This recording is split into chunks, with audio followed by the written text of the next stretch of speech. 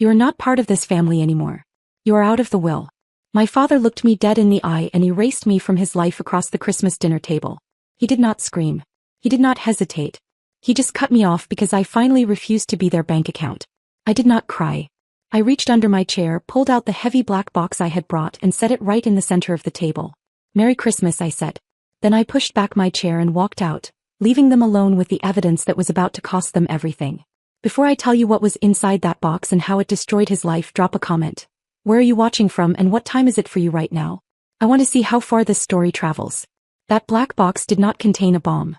It contained 3 weeks of my life, condensed into a stack of papers that would turn my mother from a socialite into a federal inmate.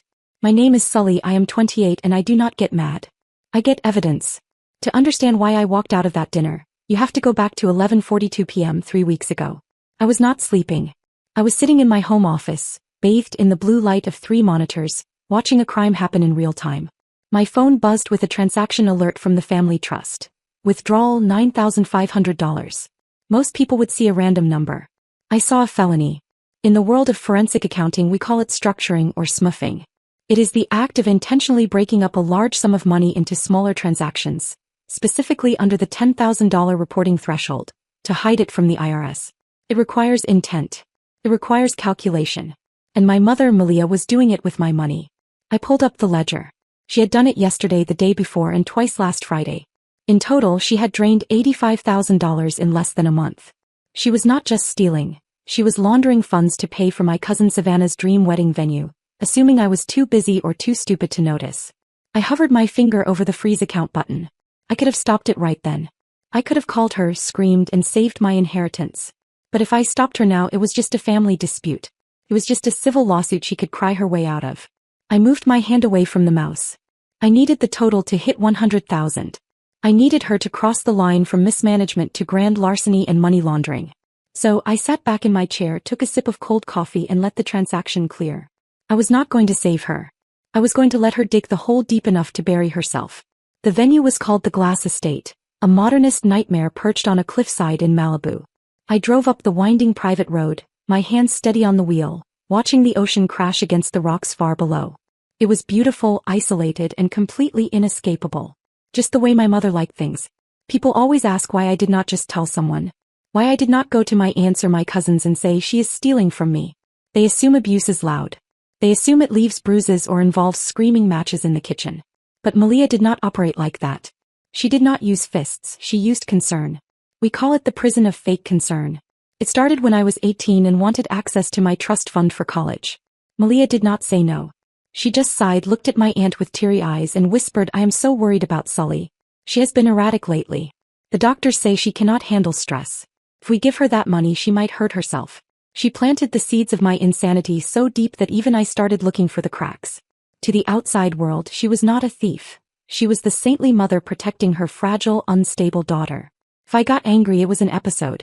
If I demanded my rights I was off my meds. If I tried to leave I was a danger to myself. She built a cage out of pity and locked me inside, holding the key of conservatorship just out of reach.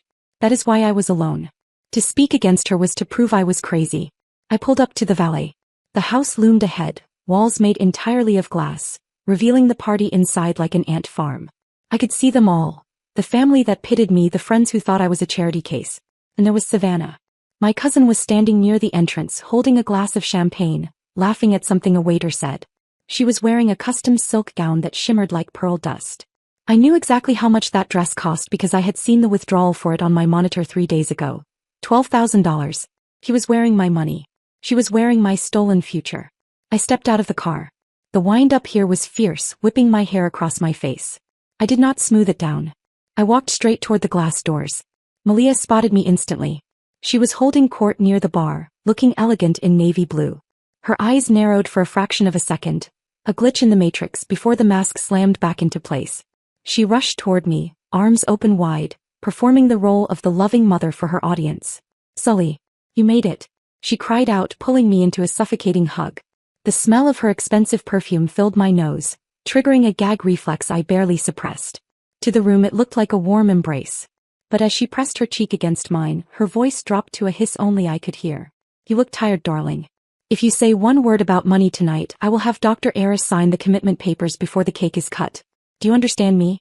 I pulled back and smiled, cold and sharp. I understand perfectly, Mother. Come with me, Malia said, her grip on my arm tightening just enough to bruise. We need a moment. Just mother and daughter. She steered me away from the bar, flashing a dazzling smile at a passing waiter. To the guests, it looked like affection. To me, it felt like being marched to the gallows. She led me toward the infinity room, a soundproof glass cube cantilevered over the cliff edge, designed for VIPs to watch the sunset in silence. As the heavy glass door sealed shut behind us, the noise of the party vanished. The laughter, the music, the clinking of crystal. It was all gone. It was just the two of us, suspended over the ocean in a silent, transparent cage. The guests could see us perfectly, but they could not hear a word. You have 5 minutes, Malia said. Her face did not change. She kept a pleasant, neutral expression for the audience outside, but her eyes went dead. She reached into her clutch and pulled out a folded document, smoothing it onto the glass table between us. It was not a greeting card. It was a permanent conservatorship agreement. I know you have been looking at the accounts, Sully. I know you think you are clever. But you are not a forensic accountant tonight. You are a patient. She placed a second item on the table. A manila envelope marked confidential, Dr. Eris. Dr. Eris has been very thorough, she purred. He has documented your episodes for the last 6 months. The paranoia. The financial delusions. The threats of self-harm. According to this file, you are currently in a state of acute psychosis. I stared at the envelope. It was a masterpiece of fiction. I had never met Dr. Eris, but Malia had been paying him, using my money, to build a paper trail that proved I was insane. Here is the deal, she said, tapping the conservatorship agreement with a manicured nail. You sign this, voluntarily transferring control of the trust to me for your own safety, and you go home. We tell everyone you are not feeling well. And if I do not? I asked, keeping my voice trembling low and scared. I needed her to feel powerful. I needed her to overplay her hand. Malia leaned in, her smile widening for the benefit of the watching crowd. If you do not, I waved to those 2 nice officers by the entrance. I show them Dr. Eris's assessment stating you are an immediate danger to yourself. They will place you on a 5150 involuntary psychiatric hold. You will leave this party in handcuffs, strapped to a gurney, screaming that your mother is a thief. He paused, savoring the cruelty of it. Who will they believe, Sully? The frantic girl claiming a conspiracy? Or the heartbreakingly concerned mother with a board-certified doctor's note? It was a perfect trap. If I screamed, I proved her point. If I fought, I proved her point. The only way out was submission. My breath hitched. I looked at the party outside, the people eating my food, drinking my wine, oblivious to the fact that I was being held hostage in plain sight. I looked at Savannah, spinning in her stolen dress. You planned this, I whispered, letting a tear slip out. I protected us, she corrected. She pushed a heavy Montblanc pen toward me. Sign it. Do not make a scene. Just be a good girl and give me what is mine. I reached for the pen. My hand shook violently. I let her see the fear in my eyes, the absolute defeat of a daughter realizing her mother was a monster. Malia exhaled, her shoulders relaxing. She thought she had won. She thought she had broken me. She did not know I was left-handed. And she did not know that Penn was not going to sign a surrender. It was going to sign her warrant. I picked up the Montblanc. The weight of it was substantial, expensive, likely bought with the same stolen funds that paid for the champagne outside. I hovered the tip over the signature line of the conservatorship agreement. Malia watched me like a hawk, her breath held, ready to snatch the paper the moment the ink dried. She was already mentally spending the rest of my trust fund. I did not sign. Instead, I flipped the document over to the blank side. In calm block letters, I wrote, Title 31 U.S. Code Section 5324. What are you doing? Malia snapped, her patience fraying. Sign the front, Sully. Do not play games. I set the pen down. The trembling in my hands vanished instantly. I sat back, crossed my legs, and looked her dead in the eye. The fear was gone. The unstable daughter was gone. The only person left in the room was the senior forensic auditor. Mother, I said, my voice flat and clinical. Do you know what a SAR is? She blinked, confused by the sudden shift in my tone. What? A suspicious activity report. It is a document banks are federally required to file when a customer attempts to evade reporting thresholds. Like, say, making 9 separate withdrawals of $9,500 over 3 weeks. Malia's face went rigid. I do not know what you are talking about. It is called structuring, I continued, ticking the points off on my fingers. It is a federal felony. And since you used my power of attorney to move those funds into your personal account to pay for this venue, you also committed wire fraud and aggravated identity theft. I reached into my purse. Malia flinched, expecting a weapon. I pulled out a blue folder, not the thin envelope of a greeting card, but the thick, bound report of a forensic audit. I slid it across the glass table. I did not come here to negotiate your surrender, Mother. I came to serve you.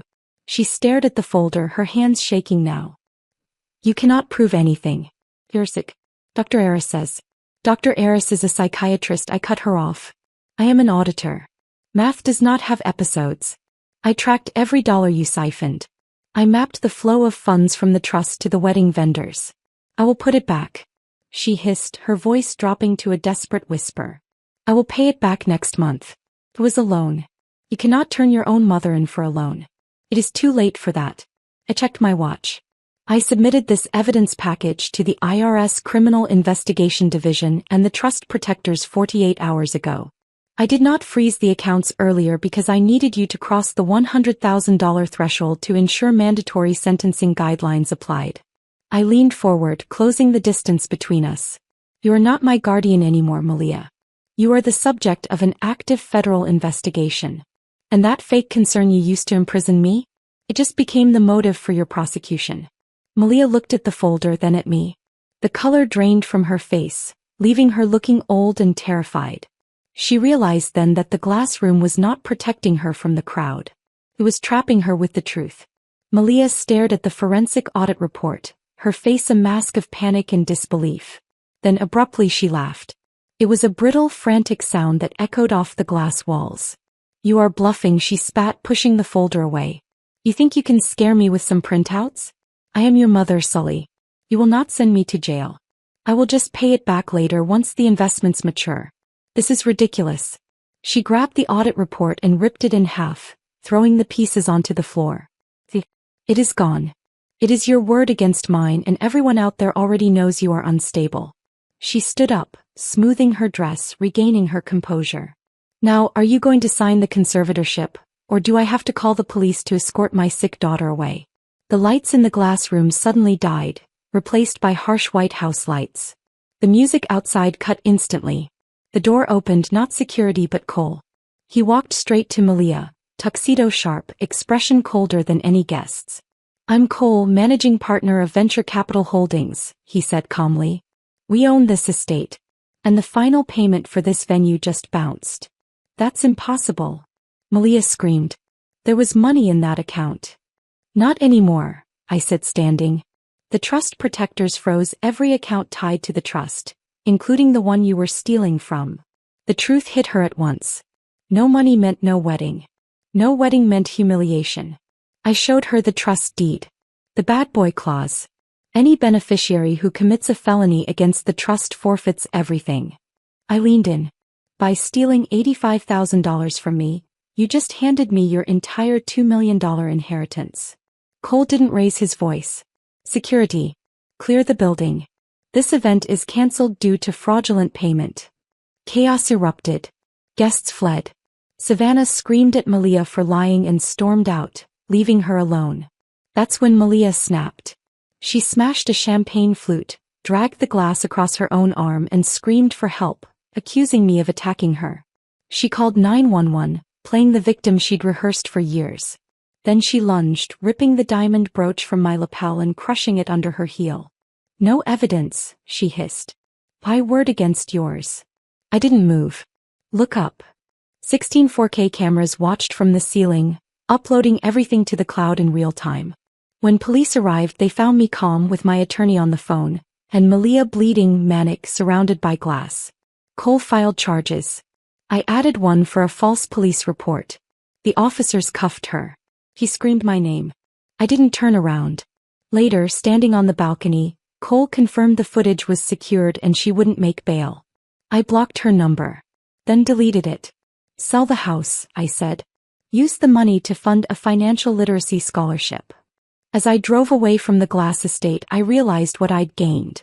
My name, my sanity, and silence that felt like freedom, not loneliness. If you've ever had to cut off a toxic family member to save yourself, you're not alone.